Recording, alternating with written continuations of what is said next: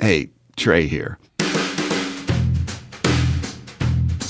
As I've been telling you over the past few weeks, Us and Them and West Virginia Public Broadcasting have been doing this Red State, Blue State collaboration with KCRW in Los Angeles. Each week, my friend Cherry Glazer and I are having a conversation between the blue bubble in Southern California and Trump country here in West Virginia. And we're going to keep doing this up through the midterm election.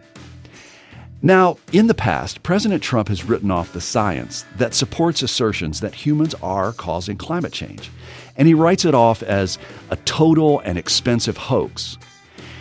But this week, Trump said in a 60 Minutes interview with Leslie Stahl that climate is changing, and it's not man-made, it might reverse itself, and it's not worth losing millions of jobs over. After all, Trump has promised to jumpstart a struggling coal industry. Now, these two related issues, climate change and energy jobs, get very different reactions depending on what part of the country you're in. And you'll hear those reactions in this latest installment of Red State, Blue State.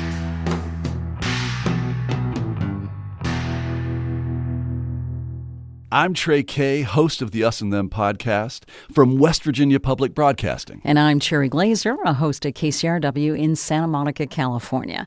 Unofficial home of the Prius, the Tesla, and yes, the electric scooter. Yeah, I've been hearing a lot about these e-scooters. I bet. Now, those scooters might make you think that renewable energy is just a trendy thing out here in California, but it's a lot more than that. The state's energy policy calls for generating 100% of our electricity from renewable sources in less than 30 years. And a lot of people feel strongly about this because, well, we're seeing climate change before our very eyes. Do you mean wildfires that we see on the national news? Yeah, longer wildfire season, more heat waves, but also pollution that Californians just don't want to see come back again.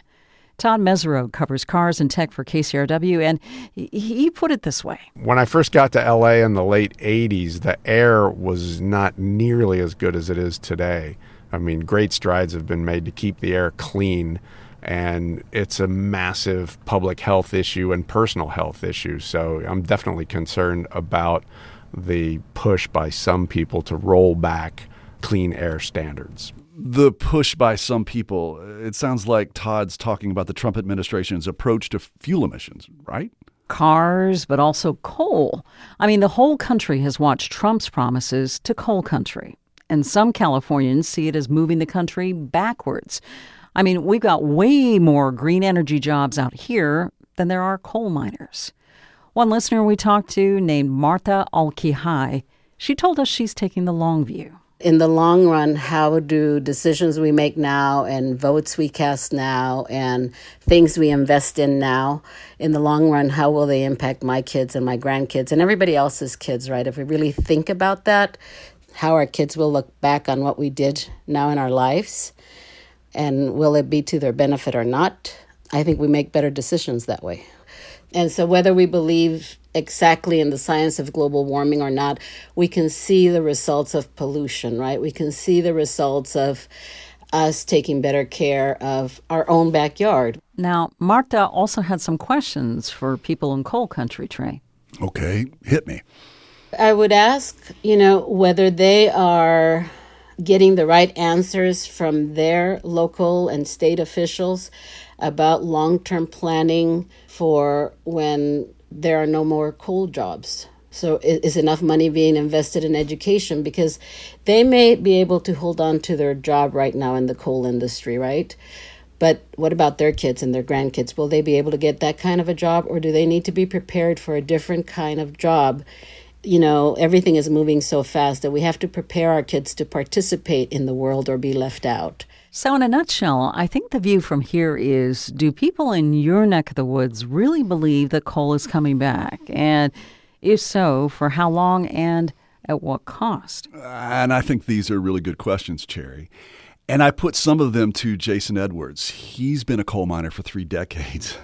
And I talked with him and his wife, Jillian, at their home just recently over a breakfast of deer sausage, biscuits, and gravy. There's still 400 years of mineable coal left in West Virginia. People in California All they have to do is buy a mining engineering magazine, have it sent to their house. It'll show them every block of coal in West Virginia, how many years of coal is in that block. The block that I'm going to go to work in right now, it's a 13 million ton block, 30 years worth. And since Trump took office, he said their county is pumping out coal. Actually, the word he used was puking out coal. And he says that the local mine is about ready to hire 30 new people. But Jason doesn't have a rosy view of the industry. He lost his leg in a mining accident, but felt compelled to go back into the mine 2 months after the amputation. West Virginia would love not to have to crawl around in the mines.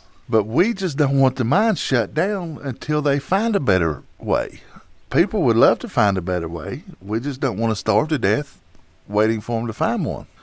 I mean, that's like quitting a job before you have another one. I think that he feels like there's literally no other option, zero, and that it's not his fault. There's plenty of coal in West Virginia, and it's needed in other parts of the world. I mean, 30% of the world's electricity comes from coal. West Virginia has an infrastructure in place to access and deliver it. For the most part, the tax laws and the political climate favor it. And nothing has come along to challenge its economic and political dominance in the state of West Virginia. Or to take its place. Right. Now, I talked about these economic realities with a guy named Chuck Smith. He's the former mayor of a town called Montgomery. And when someone like your listener Marta asks about local leaders, well, Chuck is who she's talking about. There's nothing to sustain a family here, and particularly I'm talking about southern West Virginia, where coal mining was it, and it's still the main source of income, the main source of jobs, and the education system is suffering greatly because there's no revenue from the coal industry. So when the coal mines go down in southern West Virginia, it doesn't just affect a job, it affects all kinds of jobs and all kinds of people. And Californians and New Yorkers who are very in tune to environmental situations with coal, I don't think they really understand the human impact of what they're promoting. So, Cherry, it boils down to different parts of the country dealing with different realities. So when Californians ask if people in West Virginia really believe that Trump can bring coal back, I think it's more a matter of wanting to believe. So where some Californians see a future with carbon as a threat, you're saying that there are a lot of people in your part of the world who don't feel they have the luxury to think about their grandkids. I mean, they got to pay the rent, they got to put food on the table now. Exactly. But it really depends on where in West Virginia you are, because as Chuck says, there is a rural and urban divide even here in Trump country. I talked with another regular Joe. Actually, his name is Joe Slack, and he works on a road maintenance crew for the West Virginia Turnpike. He lives in the town of Paint Creek. The coal that we have right now won't make it through the next generation. They won't be able to retire in the coal mines. The government needs to try to push other industry into West Virginia, into the more rural areas like the Upper Canal Valley. There is nothing to do. There's nothing you can do to make a livable wage. And if you invest in all of the state will invest back into you.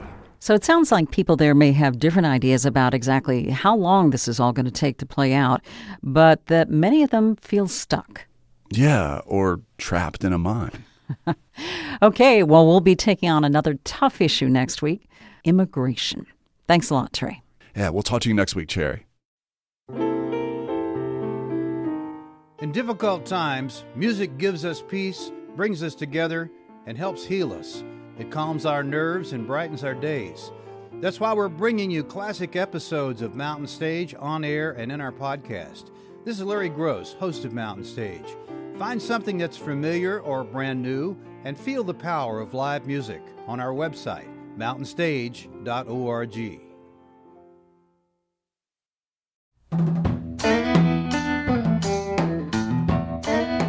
You've been listening to Red State, Blue State, a collaboration between Us and Them and KCRW in Santa Monica, California.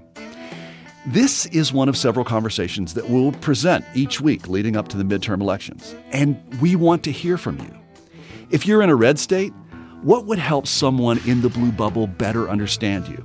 And if you're a blue stater, is there something about you and where you live that you think a red state voter just isn't getting? Would you please share that with us? Go to wvpublic.org and search Red State, Blue State, or go to kcrw.com/Red State, Blue State. We really want to hear from you, and thank you very much. Support for this podcast comes from the Corporation for Public Broadcasting. From